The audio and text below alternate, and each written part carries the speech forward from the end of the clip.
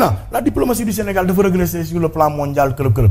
man nag je fais très attention aux manipulations parce que nag manipulation bi du benn bord ah c'est de tout bord. C'est de tout bord. Parce que qu'est-ce qu'on appelle la diplomatie à régresser en réalité. Parce que dafa am benn gars sénégalais bu bëggoon jël benn candidature gagnewul. Ça c'est pas un indicateur pour man. Parce que yeneen pays aussi ils existent. Il y a des lobbies. Peut-être boo mu waxee. Le Sénégal sa diplomatie instant bi amagul assise dans la sous-région pour jël yenn aspirer yenn pays. jël leen ci côté j'ai vu Embalo di perdre. Ah oui, absolument. Di progresser. Loolu dañ ko war a rectifier. Oui, la ça Côte d'Ivoire, la ça c'est à rectifier. Tu vois mais gëm naa ne Sénégal suñ carte de visite mooy wax pour ñun. Oui, quand même. ñun on a une carte de visite qui parle pour nous. ak fi munti ñëw dafa am ñett yu lay jiitu pays stable. pays bu discipliné ci côté comment dirais-je amuñu guerre ethnique. problème y a pas de trouble nangam ak nangam. Le comment vivre ensemble. Exactement pays bu am ay ressources naturelles yu ne à gogo. et un pays jeune. donc suñu carte day wax pour ñun. donc pour ñoŋal loolu yomb na. il faut juste des gens yu xarañ. dugg ci nit ñi. dem xool yi li ñu mën a récupérer ça et là. c'est pas trop tard il faut rectifier. C'est ça. man bi ma njëkk a gëm mooy. nañ changer d'abord ministre bi. Oui. wala ñu teg ci kanamam wala ci wetam kuy wax à son nom. C'est important. donc kuy wax au nom des affaires étrangères du Sénégal. Très bien alors parce que loolu des na. Absolument Thiat est-ce que mën nañu xaar mouvement Y en a marre dem rencontrer par exemple le ministère de l'énergie pour avoir un tout petit peu d'information et de lisibilité sur nos ressources naturelles à savoir pétrole beeg gaz bi et on commence même à ñu ngi exploiter di jaay te loolu souvent dañu ciy bëgg xaar wala bëgg nañ ci xalaatuk le mouvement Y en a marre par rapport à ça est-ce que vous comptez travailler sur ça. mais oui dafa mel ni da ngay lire suñu gént. on compte lancer un nouveau programme boo xamante ne nii du nag lu méchant du c'est pas sur la base d'une accusation c'est pas sur la base de sous-entendu du dara dañuy jàpp ne rek dafa am ñu ñëw ñu jox leen ay liggéey et que war nañ ñu rendre compte ñu jàpp ne dafa am une défaillance ci communication ci lu bëri. Par contre, pétrole bi j'ai vu beaucoup d'efforts. ñu ngi publier le nombre de barils. Oui. ñu ngi def ça c'est super Chaque bien. mois on a au moins. Oui ñu ngi am information. mais bëgg nañ fa dem xam lan la exactement. Les tenants et les aboutissants. parce que bu ñu waxee ne ñu baril yi génn nañ temps def na temps de chiffre def na mais après waxuñ ñu. Sénégal lii la ci moom. Oui. bi ci Sénégal moomee nangam bi fii lañ koy investir. fii lañ koy dugal yooyu. ñi ngi préparer un programme boo xam ne dinañ sàkku dem rencontrer ces autorités. C'est important. Ils sont en droit de ne pas nous recevoir parce que on est mandaté par personne. mais sàkku nañ ko par souci de transparence. C'est important. ak aussi de waxtaan. de continuer le processus de dialogue bi président woote. Oui. jàpp naa ne bu dee dañ nekk ci temps wu dialogue waxtaan yoon la des questions de ce genre. interpeller ñu dem sàkku waxtaan. par exemple les travailleurs yi ñu licenciés ils sont venus nous voir. Ah oui yéen kay mur de lamentation. Quand ils sont venus nous voir. mouvement bi mur de lamentation. Exactement quand ils sont venus nous voir. Oui. On a dit du ñu am la même démarche. que beaucoup peut-être yoo xam ne automatiquement peut-être def nañ conférence de presse. oui wax. oui daax nañ gars yi nangam non. on va aller à la pêche à l'information. ñu bind ay correspondance ci DG yi nga xam ne ñoom la concerné. ba am information. pour am information. ba fi may wax ak yow ñaari réponse lañ am. le DG du port Waly Diouf Bodian. qui a reçu une délégation de Y'en a marre il y a même pas 4 jours 5 jours. C'est important. pour ñu wax ñu son avis sur la question. Après c'est à nous de voir. Le DG de CDC Fadilou Keïta qui dit qu'il ne nous reçoit pas sur cette question. am nañ ko. Ah oui. Oui le DG wu FONGIP.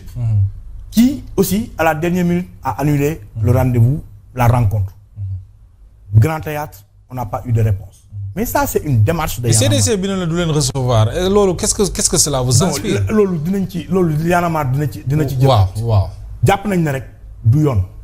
su ay Sénégalais ñëwee ci ñun wax ñu am démarche bu changer ci beaucoup de choses parce que nag. un mouvement day grandir. mais bien sûr. et les méthodes de lutte réew mi fii mu toll soxlawul ay yenn yi pour le moment dafa am ay stratégie yoo xam ne da nga koy mettre en place. dafa bokk man ci li nga xamante ne ci cahier de charge bu bees. bien sûr Y'en a marre jox. bien sûr. ñu ne ma bu njëkkaan bu nit ñëwee seet si ñu rek dañuy dem dóor.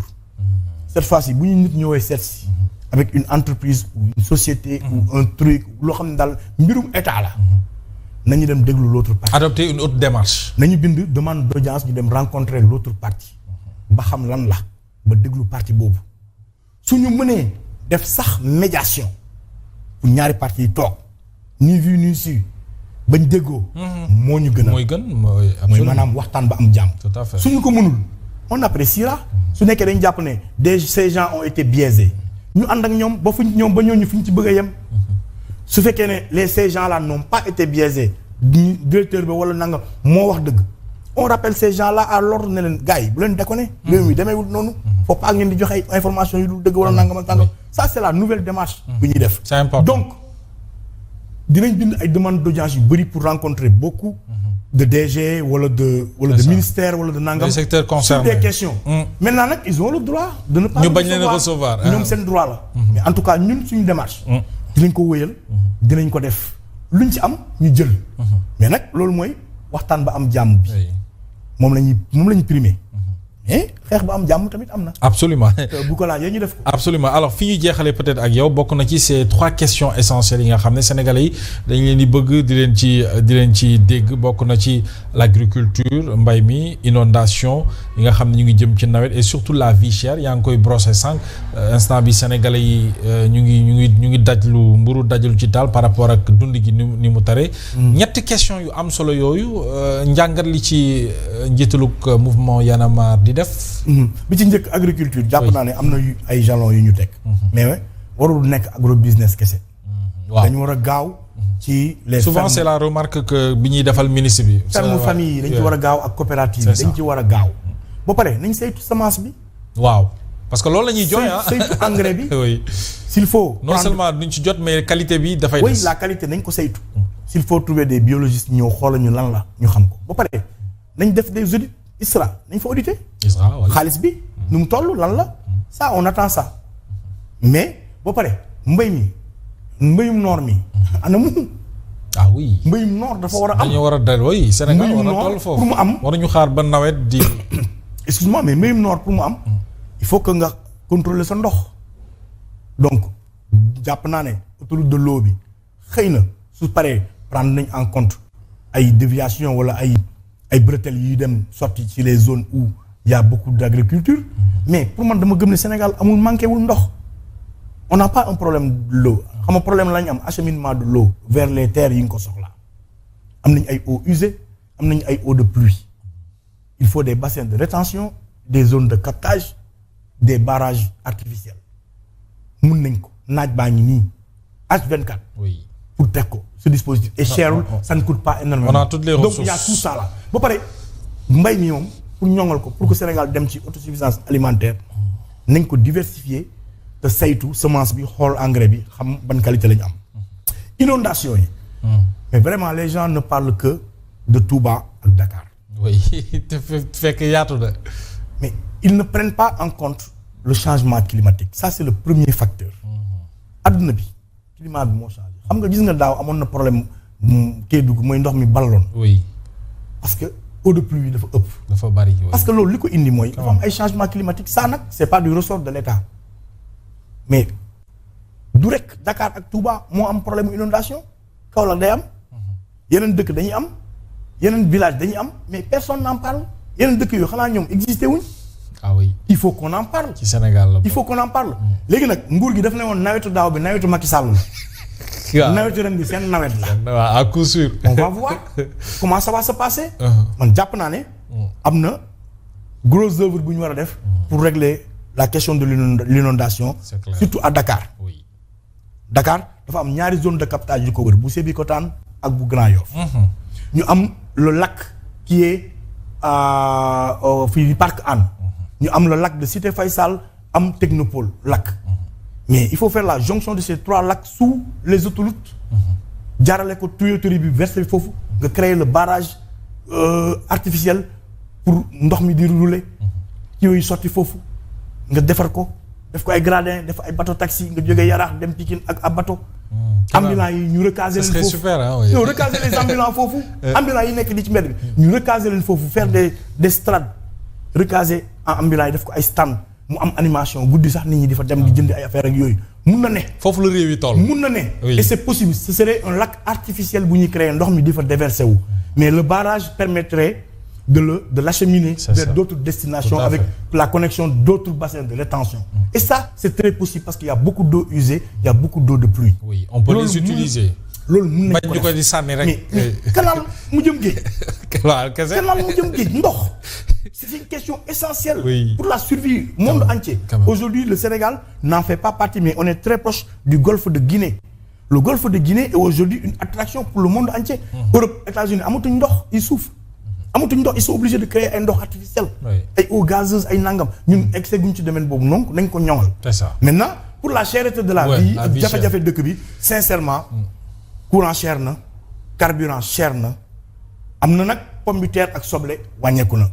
te bëri na loolu ñëpp fort est de le constater dëgg la mais su ma koy résumer dëkk bi dafa jomaay ba fay. dafa alors Thiat xëy na ñu jeexale ak ces questions yi sénégalais yi di wax ne peut-être dégguñu leen ci muy ces questions ces dossiers qui concernent le régime actuel Thierno Alassane Sall di ko soulever mbirum Azer coow li ba léegi Ndiaw ma nga ciy dasaw xambin mbiru ONAS ça c'est des dossiers qui concernent le régime actuel mais on n'en parle pas sauf que il y a des députés qui posent le débat tout le temps et le mouvement Y en a marre. Oui mais comme tout le monde ah. moo nee nañ procureur jot na ci n'est-ce pas. waaw donc on attend que le procureur jël ay décision ces dossiers là dañ ci war a gaaw. dañ ci war a gaaw pour lumière bi am. parce que nag mënoo gaaw ci yeneen dossiers yéex ci yii dossier day nuru leneen. donc dans le souci de jubal jubanti les dossiers yii ñuy wax ni dañ ci war a gaaw pour mu leer ci nopp sénégalais yi. C'est pas au Premier ministre de nous dire non dossier amul hein. Oui. Parce que on se rappelle Amadou Ba à l'époque avait dit que le dossier Mame Mbaye Niang amul. On l'avait tous décrié ñun ñëpp dañoo taxaw ne Amadou Ba Premier ministre la amoo droit ministre des finances la woon oui à l'époque je pense. Oui. Amoo droit nga ne Mame Mbaye Niang amul dossier du yow yaa koy wax justice moo koy wax. Donc du ministre moo ñu koy wax du Premier ministre moo ñu wax ne y a pas de dossier loolu justice moo koy teg. Donc dañuy xaar dossier yooyu ñu gaaw ci pour mu leer. Parce que nag dossier ONAS dossier la bu fi am. Donc bugg nañ mu leer. Azer mi ngi jib bugg nañ mu leer. su leerul. Sénégalais yi seen xel du dal. Ah oui. day niroog ku ma am day ku ma amul ndey. Tout à fait. Mais il faut que mu leer. loolu mooy régler la question. Sauf que et puis on nous a toujours vendu le jubal jubandi. Comme vous loolu dites. lay tàmbale. Alors mais waxtu bi jeex na ñu am mbégte loolu waxtaan ak yow l'actualité ban message le message du mouvement Y en a marre à l'endroit de ce régime actuel et à l'endroit des Sénégalais ce serait